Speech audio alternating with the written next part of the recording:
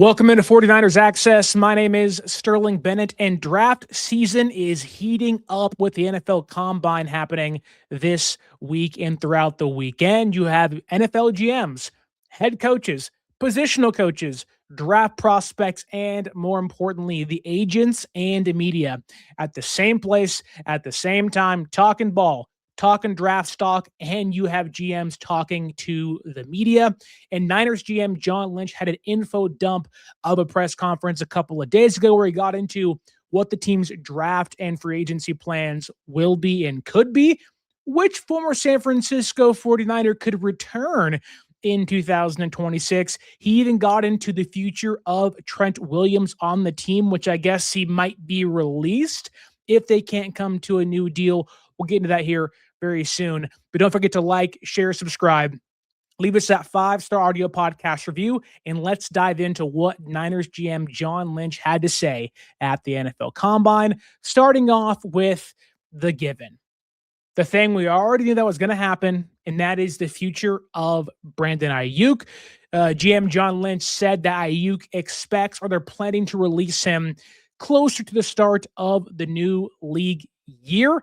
And there is some semantics that come, or there is some details that have to be ironed out with Aiyuk. They can either cut him and just let him go and say, we'll take the entire dead cap hit in 2026 and then move forward with the peace of mind knowing that he's not your problem in 27, 28, and 29. Or they can split that dead cap hit up between 26 and 27 and maybe give themselves some more cap relief over the next 2 years. But that's not what I took away from what John Lynch had to say.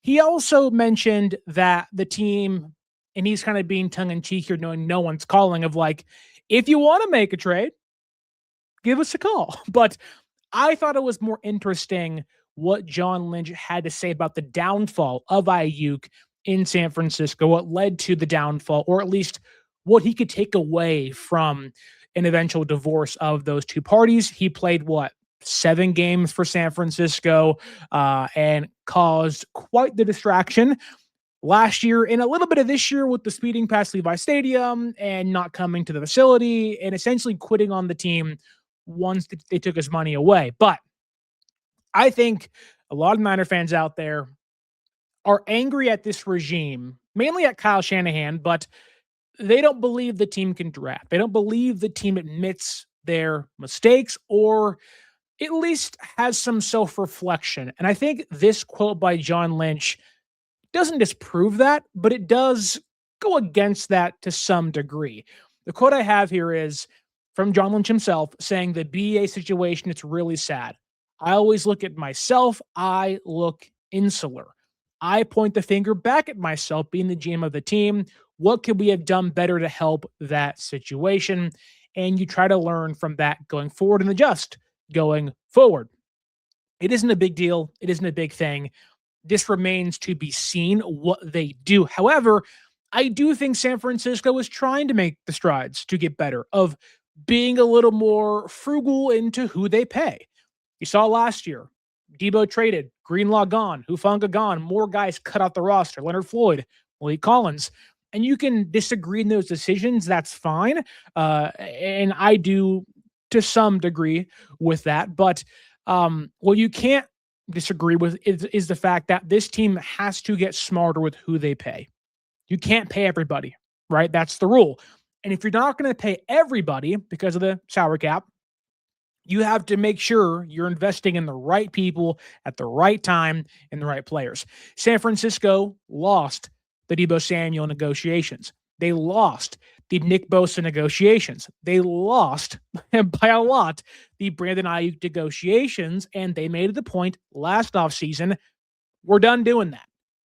We cannot lose negotiations even more so going forward. Thus, we're going to pay guys we believe will be here. They're good character people, and we know they can play and are going to be part of the next crop, the next core of players to hopefully win or at least take us to a Super Bowl, that being Brock Purdy, George Kittle, and Fred Warner.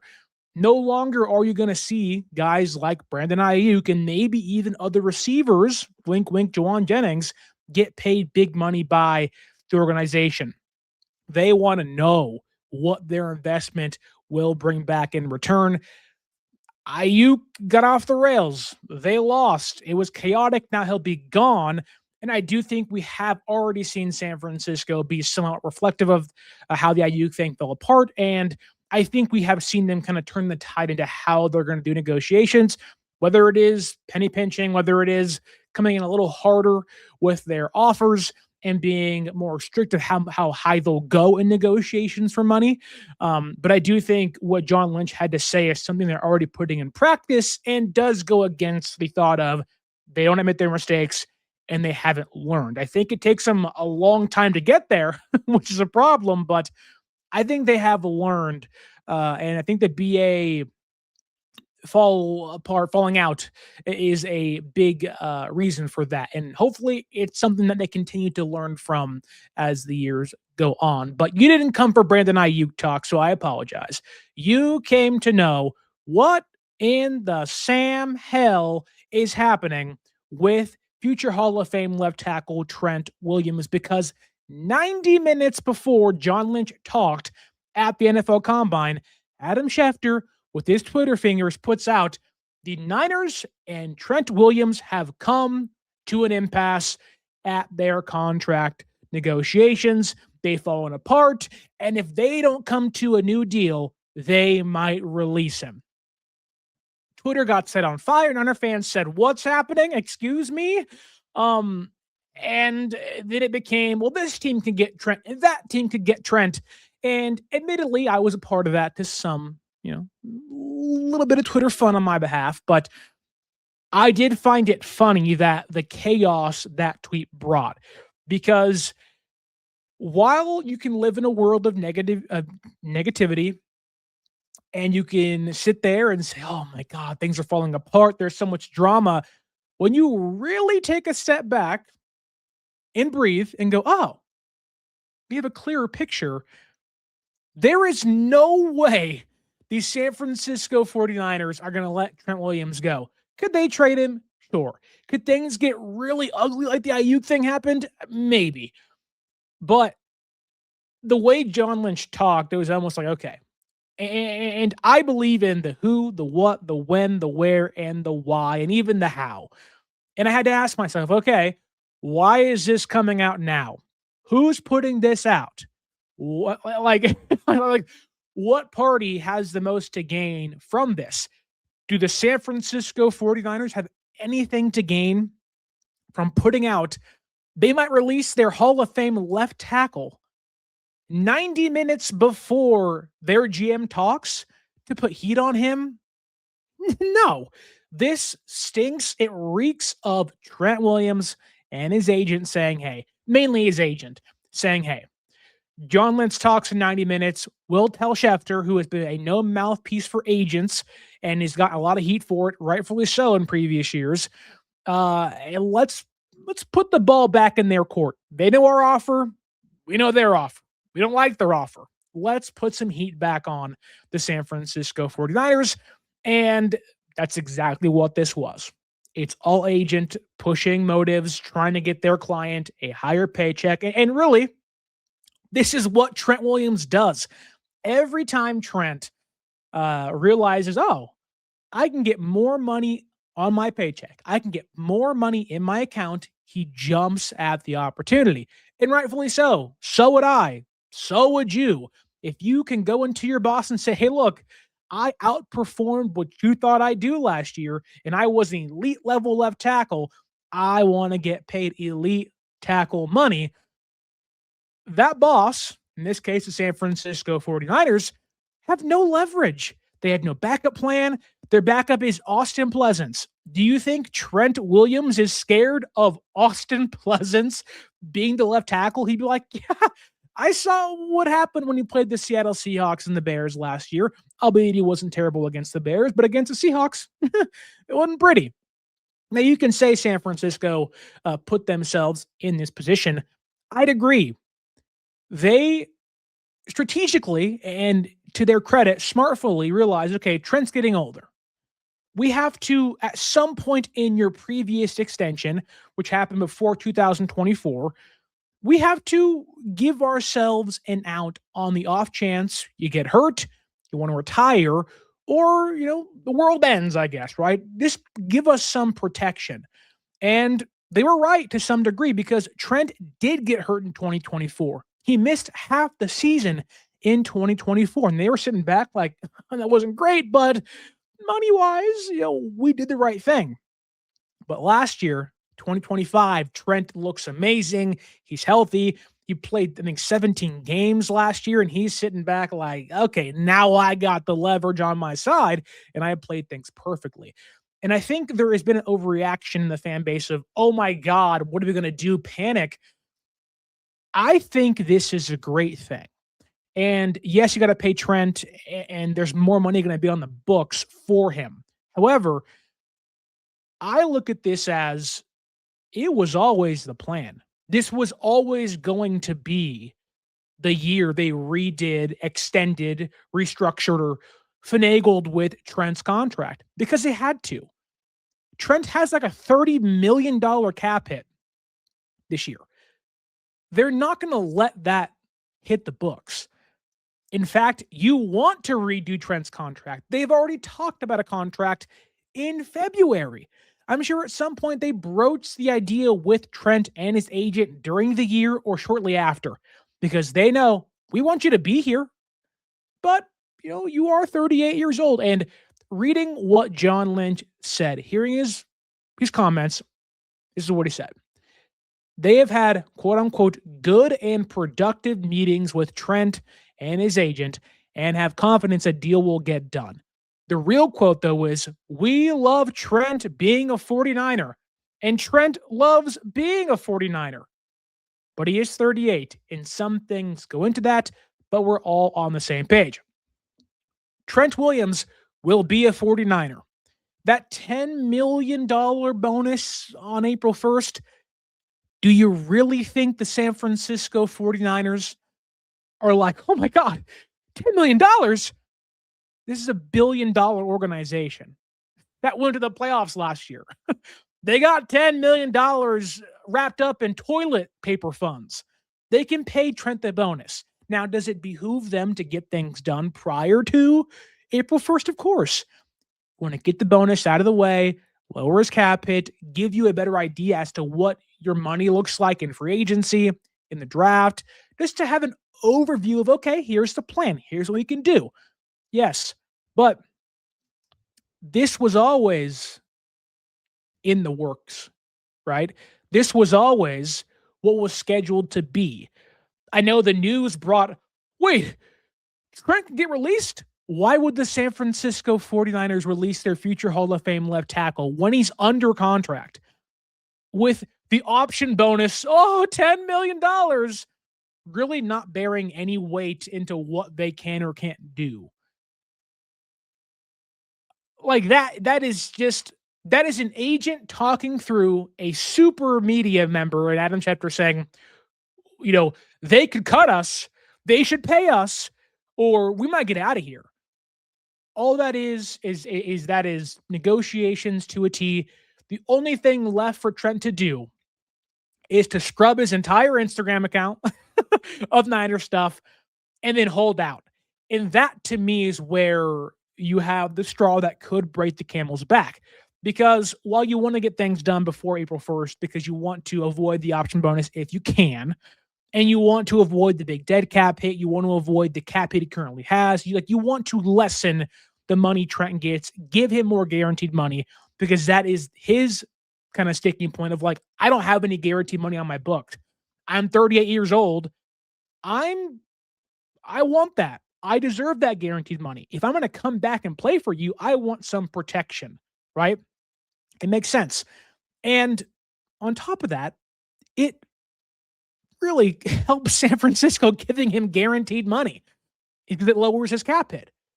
Here's money up front. Here, take it. You can lower your cap hit, pay for more free agents, have more rollover cap next year, where you have like under $1 million in cap space, I think. Like they're going to do the exact same thing with Nick Bosa. You just haven't heard about it yet because Bosa, like Trent's under contract, albeit he isn't 38 on a 1-year deal. He's like 30 off an ACL tear.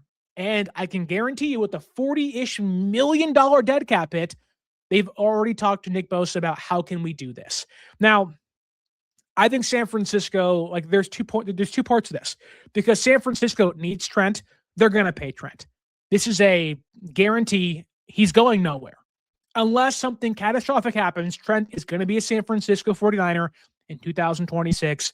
No draft pick, no free agent can replace that level of tackle you have. And you want to protect your franchise quarterback in the process, who you just paid last offseason. You don't cut people like Trent Williams. Trent is also willing to commit to you. And I think this is lost in this. When you have a 38-year-old player that could retire, he's going to go down as the best left tackle of his generation, maybe the best left tackle of the 2000s. Like, there is that serious consideration there. He'll be an all-decade player at his position. He's a 12-time Pro Bowler now, all pros galore. The gold jacket's already on his body. But lost in the, you have to pay Trent. Trent's being greedy. He's willing to commit to you for 2 to 3 more seasons. You can kick that can down the road, which San Francisco loves to do. If you don't have to worry about left tackle, which I'm not saying you don't find a backup that's more viable than Pleasance, but if you don't have to replace Trent Williams for a couple more years, that benefits you if you're the 49ers. You can fix your defensive line in the process, fix your left guard position in the process, in the draft, and free agency. Not have to take funds that you want to spend in other areas of your team and say, oh crap, you got to spend them on a new left tackle. This benefits San Francisco because 1, lower Trent's cap hit, already covered that. 2, Trent wants to commit to you, which allows you to fix other spots on your roster, not have to find a replacement for him in a rather weak tackle draft. This is great news. It's not bad news. This is great news for San Francisco. And for Trent, maximize what you got, brother. This is a mutually beneficial holdout. It's not really a holdout, negotiation, if you will. But I think that part, though, the holdout, that is what terrifies me, because we saw Trent hold out in 2024 and it cost him. Looked slower. He looked, not like he usually does, which is a darn good football player. Also got hurt that year. And at 38 years old, it takes your body a little bit longer to get into shape and stay into shape and get yourself ready for an NFL season. And the last thing you can afford is to drag your feet, which San Francisco is known to do at times, with especially contract talks with players. Chris McCaffrey, the exact same thing in 2024. Albeit he didn't hold out. He just didn't practice with the team on the sideline during a lot of those days in training camp. I was there. He was doing drills by himself. And it cost both those players. The 2 guys they paid in 2024, not named Aiyuk, got hurt. Now, some of those things you can't control. I get that. But you can't have your 38-year-old left tackle not be there in OTAs, in training camp, in the preseason, and have him come week 1 saying, I'm ready. No, you're not. And then if you're not ready, you either get hurt or the quarterback's running for his life. And that quarterback, Brock Purdy, who I love, has some injury history on his book as well. So that is the one thing you have to get done and avoid. You cannot have Trent Williams holding out, because he will. Trent is like, I have all the leverage. If I know you aren't drafting a tackle, and no matter if you draft the tackle, they ain't Trent Williams. So that to me is the biggest, this is all great in a big, circle graph. It's 95% great. Ooh, awesome. We are in the green. There's that 5% sliver of oh my God, if Trent holds out, we might be screwed. And so that to me is one thing San Francisco has to get cleared up. Don't drag your feet, get things done. Which when we hear what John Lynch said about free agency in the draft, it doesn't really seem like they're going to be big spenders. So go fix Trent first. Get that done out of the way. Get that kind of resolved before the bigger things transpire, which free agency starts in 2 weeks or so. And then, of course, you have the NFL draft in about 2 months or so. So they have some time, but what you cannot do is your soft deadline becomes the April 1st, $10 million bonus isn't a big deal, hence a soft deadline. But you want to avoid a holdout. You can't afford a holdout. So, like, I'm 29. If I eat a big, if I go to get a burger that got 2 patties and bacon on it, I'm done for the count for like a day. I'm like, oh my god, it was too much beef. You think Trent at 38, who is an amazing athlete, and I am not one of those, but he's a decade older than me almost. He's carrying around some cheeseburgers because it takes him a little longer to get ready. So love Trent. He'll be back. I have no fear in this not getting done. They'll be fine. They'll be fine. Now, do you want to draft a tackle in round 3? Okay, maybe. Sure. Fine. You want to draft a, if go sign a free agent? Okay, fine. But you're not finding a replacement for Trent, and this helps San Francisco get things done. And if Trent retires in 2 years and you give him a crap ton of money, so what? How many teams see players retire for whatever reason, whether injury or they're just done, and they say, okay, let's rework that deal.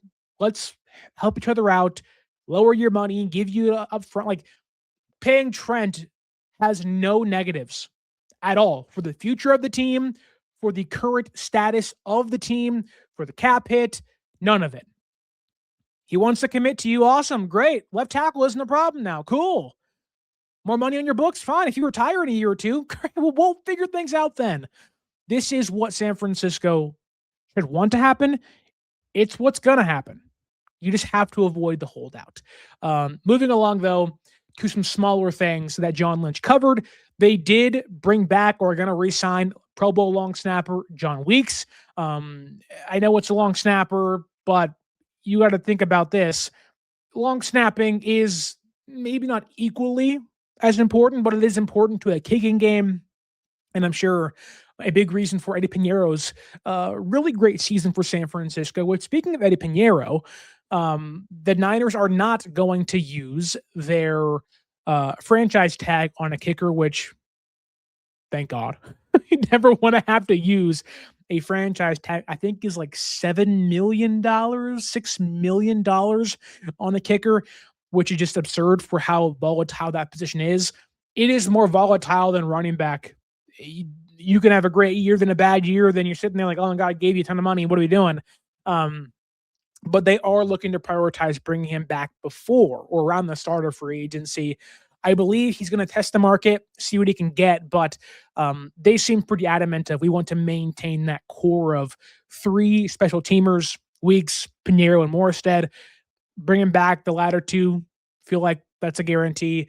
And it seems like Piñeiro, even if he tests the market, he'll have suitors, but he just fits in San Francisco. He's getting in guys' grills, giving them the finger, kind of, with the attitude. You'll love it. So they'll bring him back, but he'll be on the market. So, there'll be some uneasiness in that. But I believe they've already actually talked to him about a new contract. So they're trying to get things done soon. So good stuff there. Again, smaller news on the docket from John Lynch. They are bringing back former Vikings general manager Kwesi Adofo-Mensah as an executive in the front office. And I saw a lot of people that were like, oh, this is a great thing. This is a great thing. And, it isn't the worst thing in the world. I don't hate Kwesi because I have no reason to. I'm not a jerk, I think. But people saw this as like a big win of like, oh my God, this is incredible.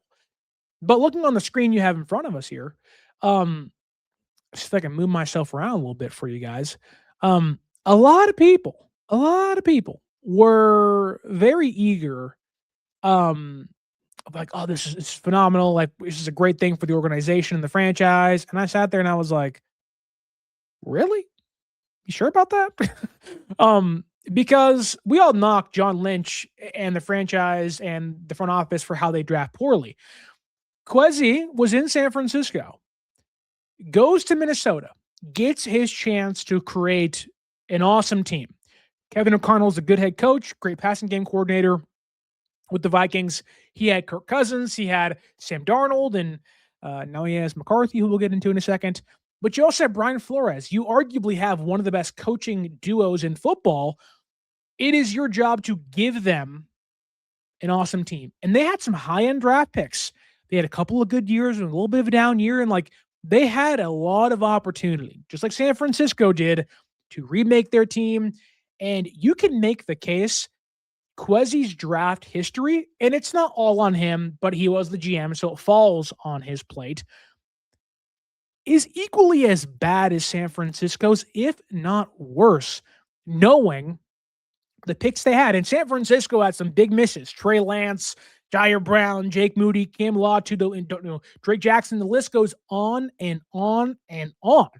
It's a reason why they're in the hole they're currently in, trying to climb themselves out of it while finagling caps and contracts and trying to reestablish themselves as a great defensive front. But the Vikings squandered their window because of Kwesi and other things, not just him, but still, you're the GM, you got fired for a reason. And I think he got there in 2023, I believe. If not, it was 2022. Forgive me, I'm not sure of the exact time, but looking at his last 3 drafts, that's really the kind of what have you done for me lately part of the NFL, right? It's okay. You can look back at John Lynch's drafts in 2017 and complain, but really it's, you've been here for a long time. What have you done for me the last 3 seasons? It's not been great for San Francisco. There are some good things, there's some bad things, but the Vikings have been atrocious at drafting the last 3 seasons, which really was their window to compete. This is a Kirk Cousins year. This is a Sam Darnold season. And this is a McCarthy year. And it's ugly. Going back to 2023, first round pick, Jordan Addison, okay? She's played 46 games. He has 175 receptions. He has 22 touchdowns. The stats aren't bad at all. Those are fine stats for a player, but they're going to try to trade him this offseason. They don't want to pay him. They want to move off of that first-round draft pick. He has a couple of DUIs under his book, a couple of legal issues. There's even talks of Kwesi being the bridge to getting Addison to San Francisco for Mac Jones. That's not a good sign when you're moving off of or trying to trade a first-round draft pick in the 4th year of his career, and he actually has produced for you in somewhat of a capacity. 6 rushing attempts, 103 yards, 2 touchdowns, 175 catches, 2,300 yards, and 22 receptions. Or touchdowns, excuse me. You love that in San Francisco production. If that's Ricky Pearsall, you ain't trading that guy away. Why are the Vikings doing it? Not a great sign. Mekhi Blackmon, he kind of a miss. 32 games, only 3 interceptions. He's a fine player. He's been, healthy for the most part, but not a game changer. Jay Ward, not a game changer. Played 50 games. Done nothing for you. He can't start. He don't do much. Jacqueline Roy, who played 18 games. He has 2 sacks, and that isn't the end-all be-all, but not a game changer. Jaron Hall, terrible quarterback. Not on the team anymore, I think. And if he is, he's like the 4th string guy behind terrible quarterback room. Not great. Go to the next draft. They trade up for J.J. McCarthy, and he might be next to Shedeur Sanders and Geno Smith and Tua Tagovailoa, some of the worst quarterbacks to start last year. He's one of the worst incumbent starters in football, and you traded up for that guy. McCarthy is a big reason why Kwesi got fired. That's not a good sign. We all clown the Niners for Trey Lance, rightfully so, and trading 3 first-round draft picks for him. The Vikings are sitting back saying, you let Sam Darnold go when he's 27 years old for McCarthy, and I get it. You didn't know what Sam could be, but he had a great year for you, and you got McCarthy? And clear as day, we knew it wasn't going to be better than Darnold was, even if Darnold didn't ascend to where he did last year. You got McCarthy, who's played 10 games and has more interceptions than passing touchdowns. It's not a good sign. You have Dallas Turner, who I like a lot. I think he's a good player. It was a good pick. Awesome. Kyrie Jackson unfortunately passed away. Didn't play a single game. It was terrible. I loved him out of Oregon, out of that draft. It was just terrible. But moving down the list, Walter Rouse, Will Riker, the kicker, Michael Jurgens, Levi Drake Rodriguez. Besides the kicker, like none of those guys really play much of a factor for you. Jurgens is okay. Then you go to last year. You have Donovan Jackson, who fine. He's going into year 2, so we'll see how his progression goes. But okay, fine. Ty Felton played 17 games, caught 3 passes for 25 yards. Granted, it's more than Jordan Watkins caught last year and played, but still a non-factor third-round draft pick. That could get better. We'll see as time goes on, but, not a factor. You have Tyrion Ingram Dawkins, who played 14 games and 1 sack. He didn't play much. Was a rotational guy, 5th-round pick. You have Kobe King, and you have Gavin Bartholomew. We rightfully clown the San Francisco 49ers for how bad their drafts were. And I'm seeing people, applaud the return of Kwesi to San Francisco. And it's no knock on him. He won't be the GM. But it's not as if this is an amazing hire. Yeah, he'll be a guy in the room. I don't hate the dude. If he comes back and he has GM experience and, he can help, sure. That's what you want. But it's not like he brings an amazing track record of excellence behind him. Now, you can do worse. You can go rehire Trent Baalke. And Kwesi isn't that by any means. There's been some hits on his record, which Baalke, there's been almost none. But this is not, I'm not over the moon saying, oh, Kwesi's back. I'm like, oh, God. He better not become the GM in a couple of years once Lynch leaves, or if he ever leaves. I don't love that. There are more guys in that room I believe are more capable, have better track records than Kwesi does. And again, I hope he does great, because if he does great, fans do great, team does great, we're all on the same page. But that doesn't make me go, wow, Kwesi. I'm like, oh, Kwesi. Okay. Maybe I'm wrong. And if he's great, cool. I just wish there was more that I can sink my teeth into and say, yeah. Instead, it's like, yeah, cool. Moving along though, enough with the GM Kwesi talk. We're 32 minutes in. I covered 3 things basically. So let's get the gears running here. Mac Jones. Will the Niners trade Mac Jones? That was brought up.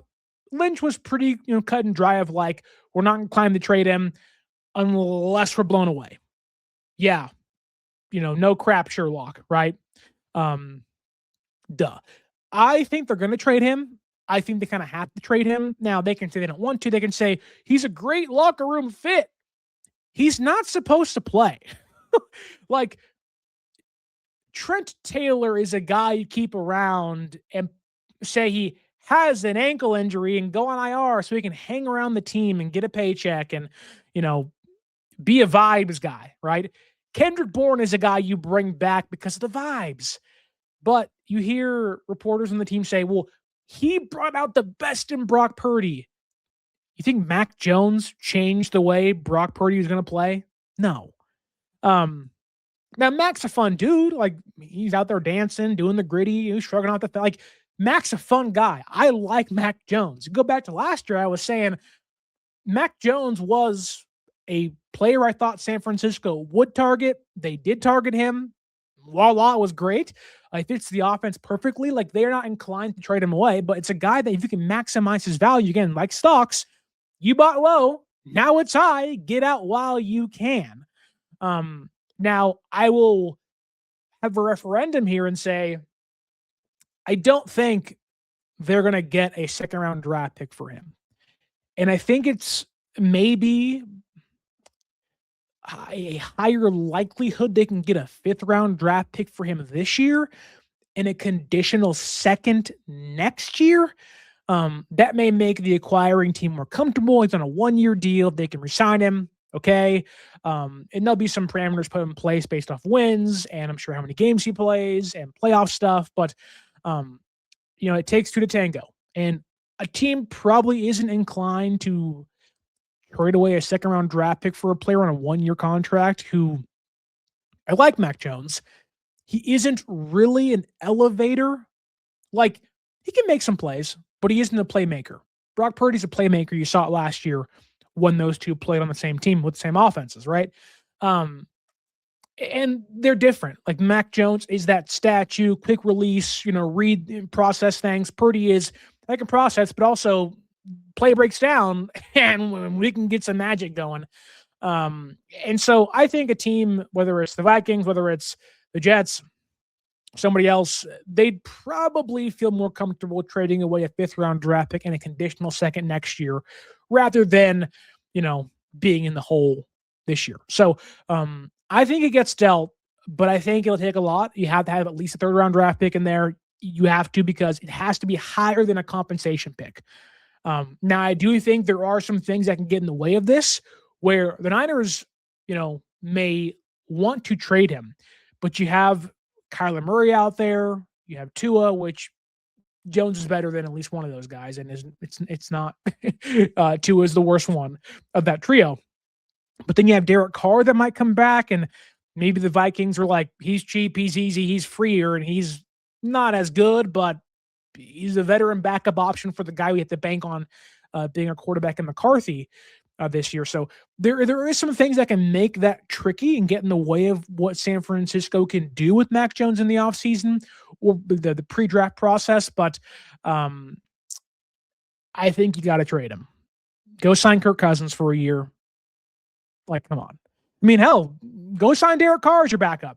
I don't think you do that, but if you don't want, like, my point more so is there's no reason to keep Mac Jones on the team unless you're getting no offers at all, which could happen. But some team had to see that last year and go, well, Sam Darnold did it. Why can't Mac Jones do it? And if you're San Francisco, you're like, oh, let's capitalize while we can, because the Niners probably should have traded Sam Darnold, albeit it wasn't a tier deal, I think.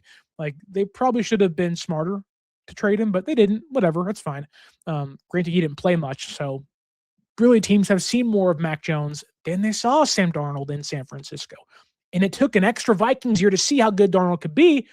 The Niners do have a little bit more leverage in trade talks with teams in Mac Jones compared to what they had, or if they had, with Sam Darnold.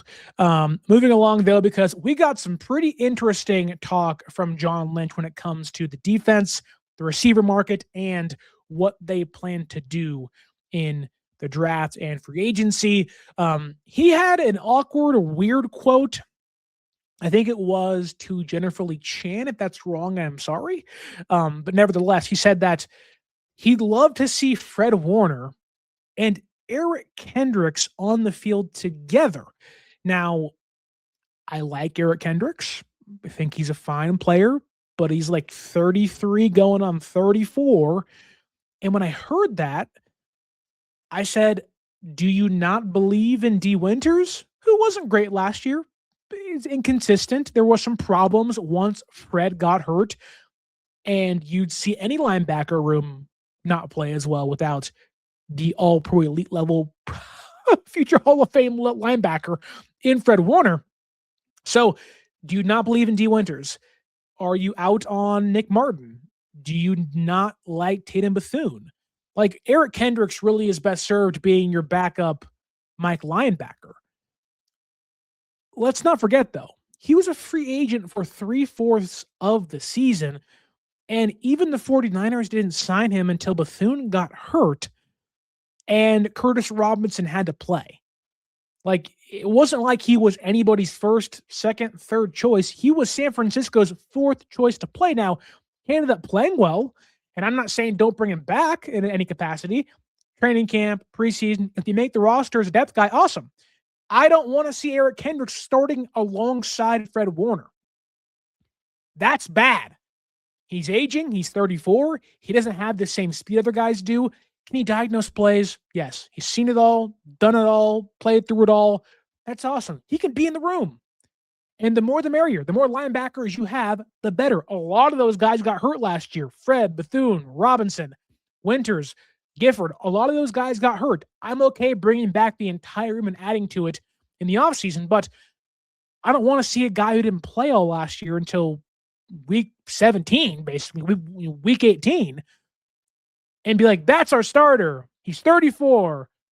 that means you don't trust the guys that you drafted a couple years ago, whether it is Nick Martin's concussion problems, and I hope he can get healthy, or it's D. Winters being in the last year of his contract and you just don't really trust him a lot. Okay, fine. Does that mean you're not going to draft a linebacker? Like, I don't love the outlook of Fred Warner and Eric Kendricks playing next to each other. Whose spot does he take, and why can younger guys not pass him up on the roster? That's a concern. Now, that could simply be John saying, we love Eric Kendricks. We want to see him out there during practice and in the preseason. We want to see those guys mesh. Awesome. Cool. But didn't bode well for the outlook of the young guys on the roster that they picked last year, 2-3 years ago. And it was like, oh, because like in a perfect world, which doesn't exist, you have Fred as your Mike linebacker. You draft a guy, or somehow Nick Martin or D. Winters become the will linebacker. Nick Martin grows to be your Sam linebacker. And then you have Bethune as your backup Mike that can also play Sam, I think. And then you have Luke Gifford being a special teamer. You have a draft pick involved. Like, Eric Kendricks really isn't in that perfect vision for a linebacker room. Maybe you sign a linebacker. If you bring back Dre Greenlaw, which it seems like a lot of people and some media members are talking about, you don't bring back Eric Kendricks to be on the actual roster. And so that to me was like, huh? Okay, like, it's not the worst thing, but it's an interesting thing to say pre-draft, pre-free agency of like, yeah, Eric Kendricks. It's like, cool. And like, I like him, but this defense needs to continue to get younger and faster and stronger and quicker. And having a guy like Kendricks play in front of younger guys really isn't a great thing. It's a concerning thing for the development of a linebacker room that, has yet to find their next big thing. You had Fred, you had Greenlaw, and you had Azeez Al-Shaair, but he's gone. You've yet to really find the next dude. And those things take time. It's rare you see, guys like Fred and Dre pop, and you're not drafting in, round 3. Like Dre Greenlaw is a 5th round linebacker and popped the first year, right? You drafted D. Winters and Nick Martin and Bethune as 3rd and 5th and 7th round draft picks. Like, you want to give those guys some time. So we'll see what happens. Not a big deal. I don't want to complain too much. I feel like I've been doing that too often, but here we are. Moving along though to some talk about the wide receiver room, because John Lynch dropped a little nugget that is going to make me complain, even though I said no.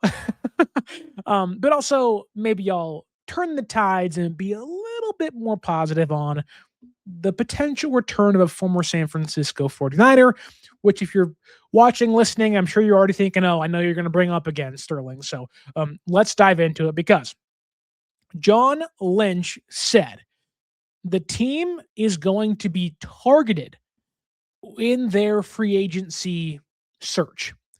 Who they pay for, who they spend on.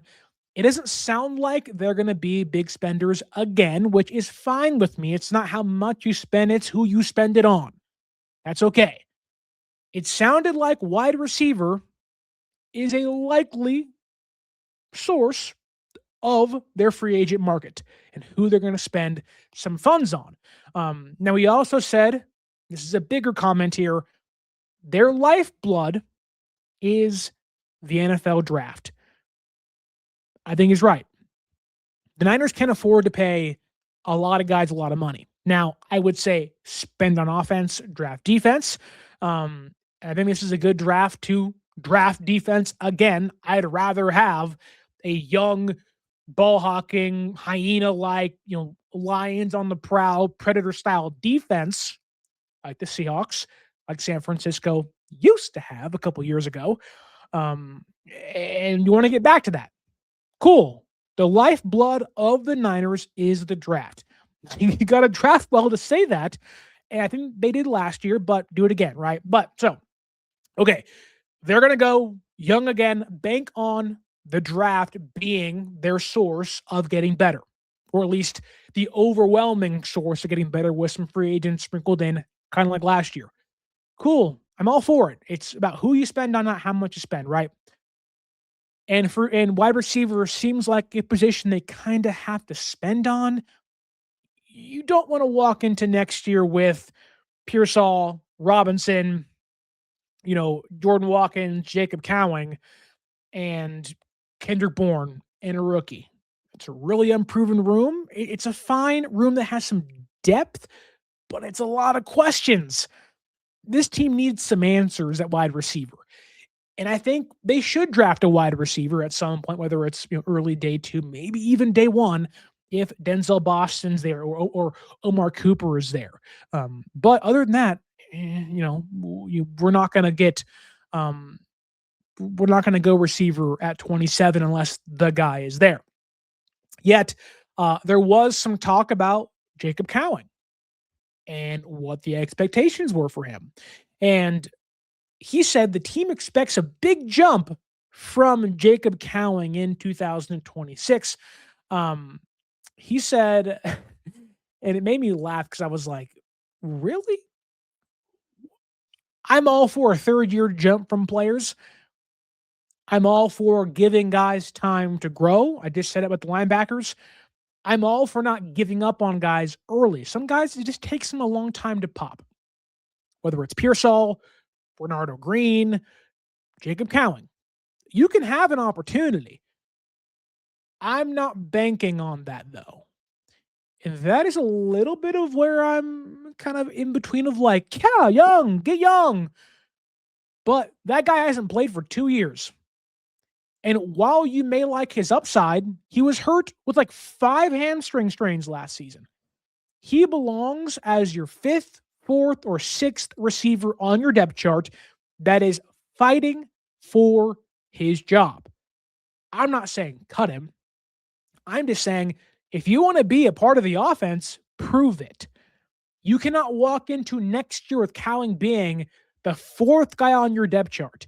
He needs to be on the outside looking in as a special teamer trying to become one of those top 4 guys. You have Pearsall. You have Robinson. Those are your top 2. You should find somebody else in there that's more valuable and proven. But then you have guys like Watkins and Cowing, and it's okay. Like the expectation shouldn't be a big jump. It should be, can you prove to actually get on the football field? And I'm a little worried that they're kind of going to bank on the younger guys that aren't proven to finally prove themselves, which those are guys that you want to be, like I said, the 5th, 6th guy in the preseason and in training camp. And you say, wow, we have a luxury because they are a 4th linebacker and they're pushing guys ahead of them. They're a 5th wide receiver and they're pushing guys for a role. You don't want to walk in next year with Pearsall and Robinson and Cowing like, we're set. We got it. This is our guys. And if those guys don't pop, then you're saying, oh no, we don't got it. These aren't our guys. Like, you put yourself in a dangerous place. And they are smarter than that, but sometimes they're not. And so I think it was more interesting that maybe there is a over-reliance on guys that haven't produced yet to produce, which, don't love that. But there was a bigger comment here by John Lynch. He said, the team has an opportunity to improve themselves by bringing back players that have been with us. The gears started grinding, turning. I was oiling up like, what does this mean? Compute, analysis. And I thought, okay, could that mean re-signing Juwan Jennings? Okay, the right price. We all love JJ. Cool. But then I said, uh-oh. What did George Kittle say about Deebo Samuel at the Super Bowl? We love Deebo. Maybe you bring back Deebo back. Maybe he returns. There's been talks. What did Christian McCaffrey say about Deebo Samuel? I love Deebo. We all love Deebo. We loved and missed playing with Deebo. Now you have John Lynch sprinkling out a little trail of crumbs of Can you find what I mean by this?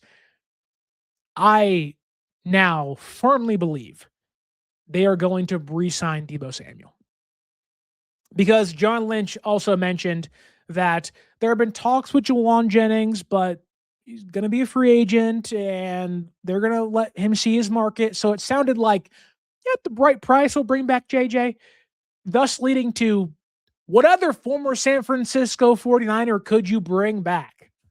And it's Deebo Samuel. And I thought about it.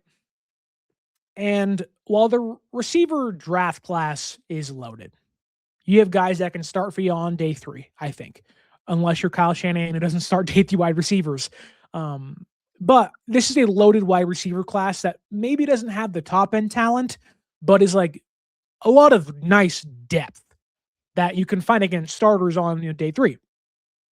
And the wide receiver free agent market has Alec Pierce, who may not be a free agent when the Colts get their money in order and likely bring him back, but he'll have 32 suitors this offseason. You have guys like Mike Evans, who's like 34 years old off an injury-riddled season that I don't think San Francisco should want to bring back. Then you have a lot of guys that have produced for like 1 year or have shown flashes, but really haven't popped yet, that may want to get paid higher in the asking price or higher than you think they should, like Wanda Robinson, Rashid Shaheed, some speedsters that can cause some damage but are undersized to some degree. They do more of their damage on special teams, right?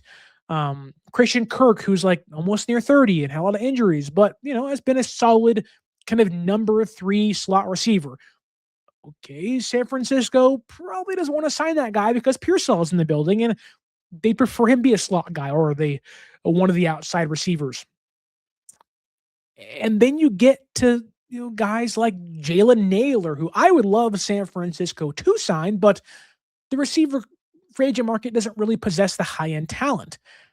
That can lead to Deebo Samuel being not my favorite choice, but it could make San Francisco think, okay, if our plan is next year to re-sign Kendrick Bourne, to bank on the production of Ricky Pearsall and Jacob Cowing, and we like the depth that Demarcus Robinson brings, and we had Jordan Watkins here, there's 5 guys that we think can play at the NFL level, or at least believe can become something in 2026 in year 3 of their development. Okay, we're going to draft a guy on day 1, maybe early day 2. Okay, we're going to plug in a second-round draft pick into that room. Okay, great. Okay, now we just have to find the 1-year stopgap, because then in 2 years we can find a guy. Well, does Deebo Samuel not make a lot of sense at that point? He can spell Christian McCaffrey in the kind of underneath game. They can do some of the wide back stuff, the screen stuff. Again, I don't want this because I think it limits what the offense can do, but I can easily see the Niners, Shanahan, Lynch saying, you know what? We don't want to draft a running back or pay for Tyler Algier or bring back Brian Robinson. We have Jordan James. We're not sure what he can do. We have Grendo, might get cut. We'll see. You go sign a UDFA, sign a Kenneth Gainwell, for example. Let him be like a very limited player in your offense, but we can get Deebo. He can be a starting wide receiver. He knows the offense. He knows the team. He's been here before. He can plug right in. It'd be no problem. Maybe a 1-year stopgap for us. If Pearsall isn't good or gets hurt again, he'll give us some production. If McCaffrey's tired and he needs some spelling, Deebo's out there on the outside. It just seems like that is where they're leaning. I don't love it. I really don't. But I can see how you can justify it and start thinking, okay, it's not a great running back class. It's a better receiver class. If we're going to go out and get Pearsall and you plug in Deebo and you draft a wide receiver, okay, you have your starting 3. Behind them, it's Robinson, and then it's Watkins, and it's Cowing, and it's Bourne, and you go, okay, this starts to make some sense from what they want to do. Kittle wouldn't say that if he didn't believe it was going to happen. McCaffrey wouldn't praise Deebo like that unless he thinks it's not a likelihood. And John Lynch wouldn't say, there's other wide receivers that played here before that we might bring back, unless there wasn't a conversation happening with Deebo, his agent, Tory Dandy, and the front office. So I think Deebo's back. I think Jennings is gone. And get used to watching Deebo Samuel again in San Francisco. I don't know what number he'll wear because Pearsall has one. Maybe he goes back to 19. That's what I would do if I was him. But I think Cowing has 19 now. So I don't know. It'll be an interesting thing, whatever transpires. But I thought that was, I don't know. We'll see. Remains to be seen what they do and how they do it. I believe in the front office, but we'll see. There's not much else I could say there. But going back to what John Lynch did say about the draft, that being the lifeblood of the team. I loved what he said about the draft and what the Niners' defensive line looked like last year. And he basically spelled it out saying, we're going for the defensive line in the draft again. And he said, kind of a summary of what his comments were of like, we didn't get enough sacks.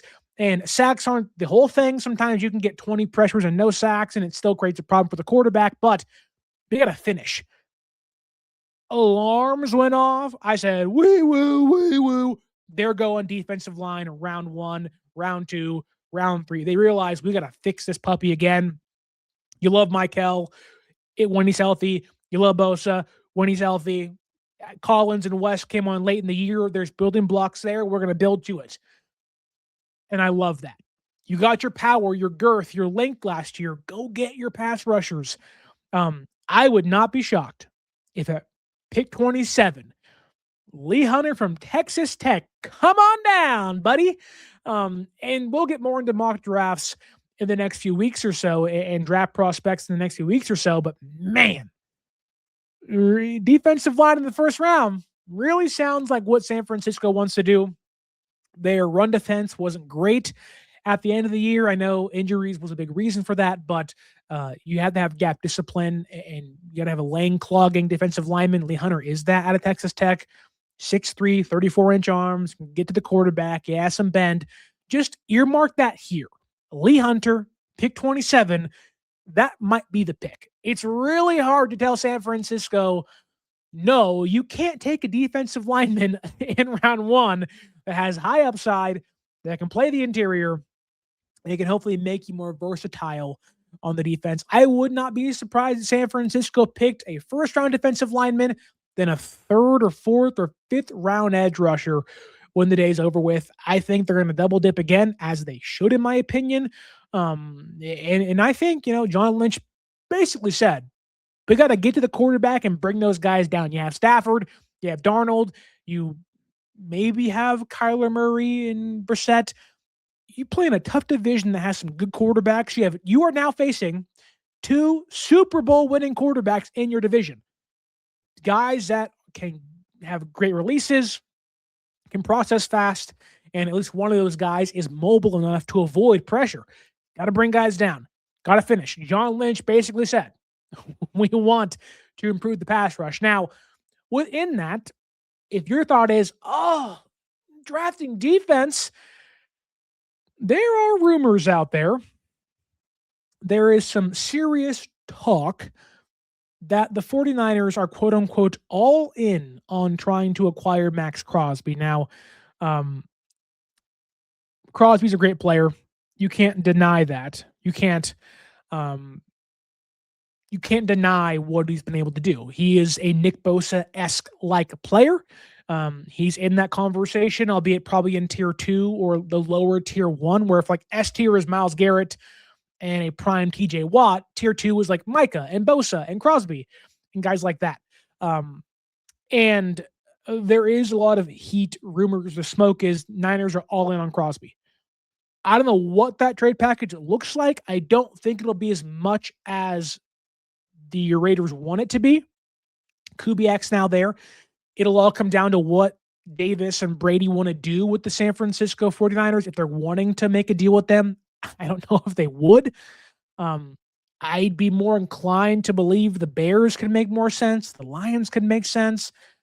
We'll see. The Cowboys even make some sense for Crosby over San Francisco. The Rams make more sense for Crosby than San Francisco, but the Niners are never afraid to make the big move. And maybe John Lynch wasn't referring to just the draft as got to get to the quarterback. Maybe it was, you want to get to the quarterback. How about Maxx Crosby, Nick Bosa as your bookends? Mike Hill goes inside. And then you have Alfred Collins. There's a lot to take in there, but I will just say this without giving my full thoughts on that. I don't really think it makes sense. I think it'd be a mistake, but I do think San Francisco will at least be on the phone and have a serious talk, and they'll go back and forth. They'll negotiate something. Whether it gets done, I have no idea, but the serious talk at the combine is Niners are all in on Maxx Crosby at this point in time. And I don't think there's anything else to cover besides some good news. News I can't complain about. That being Nick Bosa off a torn ACL, Keon White, who was shot and had ankle surgery, Michael Williams off an ACL, and Alfred Collins, who had shoulder surgery, are all going to be back at some point during training camp and before the preseason. So a lot of guys, 4 defensive linemen, 2 of those guys being Nick Bosa, Michael Williams, and Alfred Collins. 3 of those dudes being your elite dog, and then your 2 guys you picked last year at round 1 and 2. And your trade deadline acquisition last year, all going to be back in time for the start of the preseason and at some point during training camp. So good stuff there. Niners hopefully getting healthy on the men, getting their guys back in what is going to be a major off season for this team. You're now the hunter in the NFC West, chasing the Rams, chasing the Seahawks. And you got to buck up and you got to tighten your screws and find the right guys at the right time. I think San Francisco is playing things smart. I have some questions. Eric Kendricks, Deebo Samuel starting for you next year. I don't really love that, but I love winning through the draft. If that's your lifeblood, probably not trading for Maxx Crosby, but if that's your lifeblood, I am signing up for that 7 days out of the week. You have to draft defense and find and continue to build your next core. The draft is the way to do that. But what do you think of what John Lynch had to say? Do you love the idea of bringing back Deebo? Do you hate the idea of bringing back Deebo? Are you on board with San Francisco being all in on Maxx Crosby? And do you like where things are with Trent Williams? Are you scared he might not be here in 2026? Are you on the same page as me saying it's all nonsense, it's all negotiations? As long as that deal is done before training camp, I don't care.